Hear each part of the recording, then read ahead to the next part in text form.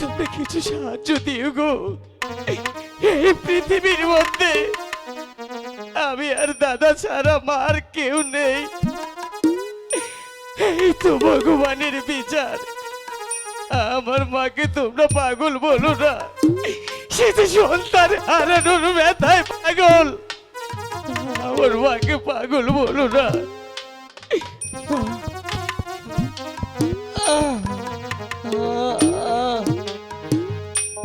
মা!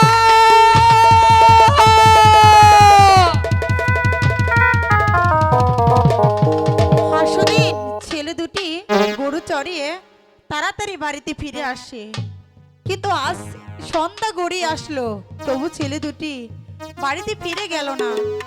আমি বাড়িতে বসে না থেকে ওই মাঠে এগিয়ে গিয়ে দেখি ছেলে দুটি কোথায় আছে আর কেন তারা বাড়িতে ফিরে আসলো না। কার্তিক, গণেশ,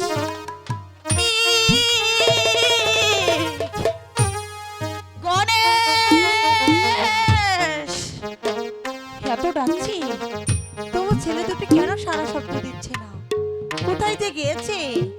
সকালবেলায় বলেছিল, মাগো তুমি আমাদের দুটি ভাইকে কিছু খেতে দাও, কিন্তু আমি এমনই হতভাগিনী মা, তাদেরকে এক মুঠো আহারও মুখে তুলে দিতে পারিনি। তাই তো আমি এখন সন্তানের কথা ভেবে অন্যের বাড়ি থেকে আমি ভাত চেয়ে তারপর সন্তানের জন্য নিয়ে এসেছি, কিন্তু তাদের তো আমি দেখতেই পাচ্ছি না। আমি আরেকটু এগিয়ে গিয়ে দেখি, হয়তো আমি তাদের সন্তান পাবো। গণেশ, কার্তিক, বাবা গণেশ, দেখ তোর মা যে তোদেরকে ডাকছে বাবা, আর আড়ালে থাকিস না, মামা বলে আমাকে ডাক বাবা। গণেশ, এ কি এভাবে মাঠে কে পড়ে আছি? কেউ এভাবে মাঠের মধ্যে শুয়ে থাকে নাকি? কি হতে পারে? আমি একটিবার তার মুখটা দেখি, কে যে হবে। গণেশ, গণেশ, বাবা গণেশ, তোমার কি হয়েছে? তুমি এভাবে কেন মাটিতে পড়ে আছো বাবা? কথা বলো, আমার সাথে কি তুমি রাগ করেছো?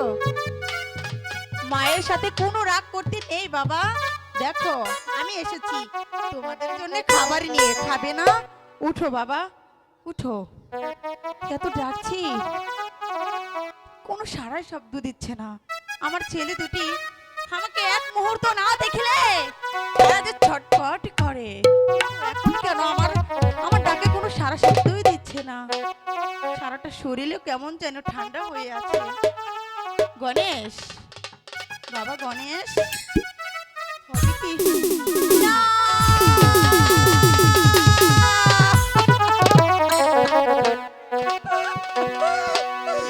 ওগো ঠাকুর, তুমি এত দুঃখ আমার এই কর্মে কেন লিখেছিলে? কোন বা পাপের কারণে তুমি আমার বুকটা শূন্য করে আমার সন্তানকে তুমি কেড়ে নিলে? বলো ঠাকুর, বলো। কি হইল, কি হইল না রে রাখাল বাবা, বলো না আয়া মারে। গণেশ,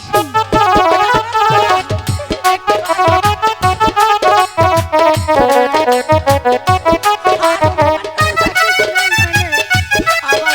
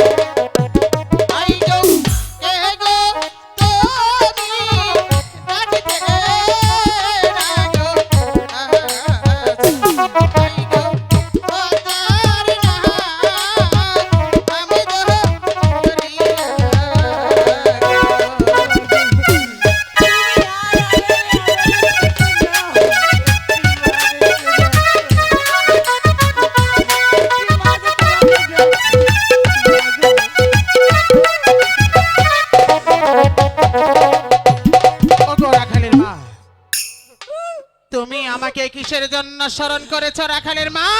ও মা, তুমি দেখো আমার অভাগিনী মায়ের আমার সন্তান দুটিকে সাপে দংশন করেছে মা। না, তোমার ছেলে তো সাপে দংশন করেনি, দংশন করেছে আমি।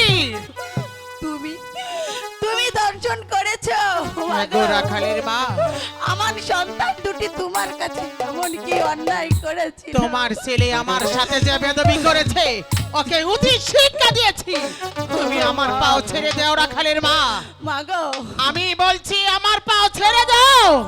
আমি তোমার পাও ধরে অনুরোধ করে বলছি মা, তুমি আমার সন্তানকে আমার বুকে ফিরিয়ে দাও মা। না,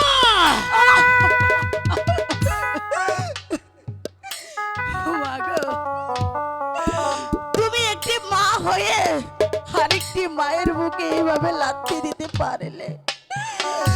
আমি তো শুনেছিলাম তুমি নাকি মা, তোমার মনে নাকি অসীম মমতা, কিন্তু না মা না, তুমি যে মা জাতের কলঙ্কিনী। ওরে রাখালের মা, মাগো, মুখ সামলে কথা বলো রাখালের মা।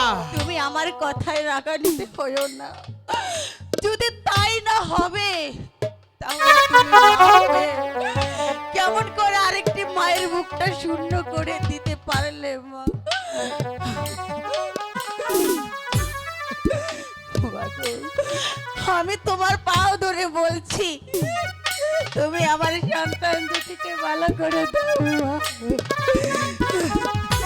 ওঠো রাখালের মা, তোমার ছেলেকে ভালো করতে হলে তোমার কি করতে হবে তা তুমি জানো রাখালের মা। মাগো, তুমি বলো আমার এই সন্তানকে আমার বুকে ফিরে পেতে হলে আমার এমন কি করতে হবে? ওগো রাখালের মা, তোমাকে যে একটি পুষ্পাঞ্জলি দিতে হবে, তবেই তোমার পুত্রকে ফিরে পাবে। মা, আমি যেমনই দুঃখিনী অভাগিনী, সারাটা দিন আমি অনাহারে থাকি।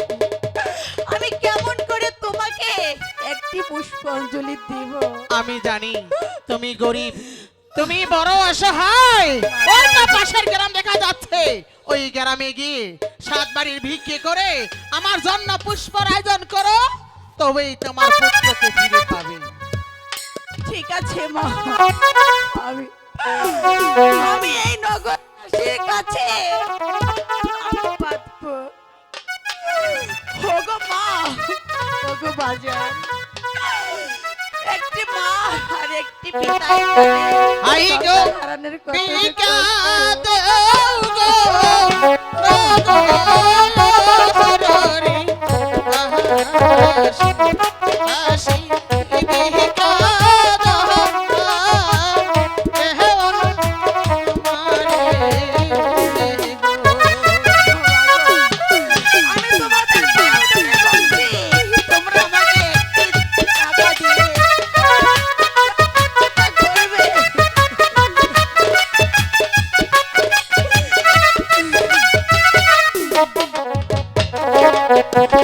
আই গো তোমরা যদি আগে মোরে আই গো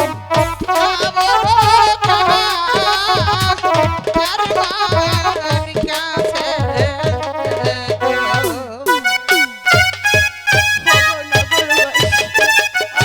তোমরা আমার ধর্মের বাপ, ধর্মের বাপ। তোমরা আমাকে একটি দুটি টাকা দিবে, আমাকে ফিরিয়ে দিবে না।